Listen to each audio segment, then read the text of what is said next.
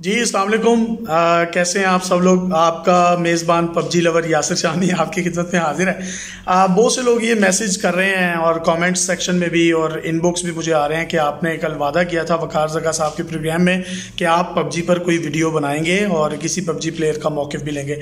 तो आपके प्लेयर हैं अहमद साहब, उनसे मेरी रिक्वेस्ट मैंने उनसे की है, तो वो कहीं इंगेज्ड हैं, बिज़ी हैं, तो मेरा नंबर भी उनके पास है। तो उन्होंने मुझे ये कहा है कि वो जैसे फ्री होंगे वो मुझे कॉल करेंगे, एक शॉर्ट नोटिस देंगे और हम उनकी वीडियो रिकॉर्ड कर लेंगे और पबजी को अनबैन करने के हवाले से जो जो भी उनका मौक़िफ़ है, ई स्पोर्ट्स कम्युनिटी का भी आपका कोई भी मेंबर अगर चाहता है कि हमारे प्लेटफॉर्म से वो अपनी आवाज़ बुलंद करना चाहता है तो हमारा प्लेटफॉर्म उन लोगों के लिए भी हाजिर है।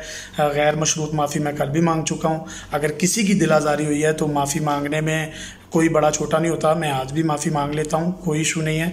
लेकिन बहुत से लोगों की एक परसेप्शन ये भी है कि हमारे इदारे की उस वीडियो की वजह से पबजी पर बैन लगा है। तो आप सब लोग बड़े पढ़े लिखे हैं और मेरे बड़े फेवरेट हैं, तो काइंडली मेरे भाइयों मेरी बहनों आप गूगल पर जाएं, सर्च करें, आपको तमाम डेटा फैक्ट्स एंड फिगर पर मिल जाएगा कि वो जो पबजी बैन हुई है वो पुलिस की दरख्वास्त की रोशनी में उसको बैन किया गया। हमारा या हमारे इदारे का उसमें कोई ताल्लुक नहीं है। लेकिन फिर I am repeating it again, अगर फिर भी आपको लगता है कि उसमें कहीं ना कहीं हमारा मामला था तो I am sorry for that as well.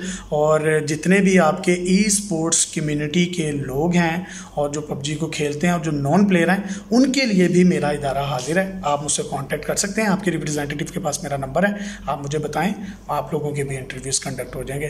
Thank you so much. बड़े अच्छे नोट पर हमने इस तमाम चीज़ को जो है ख़त्म किया है और मैं आपको यकीन दहानी करवाता हूँ कि हमारा प्लेटफॉर्म यूथ के लिए है और वो तमाम लोग जो गेमिंग को पसंद करते हैं और गेम से अपना फाइनेंस कमा रहे हैं, हम उनके साथ खड़े हैं। Thank you.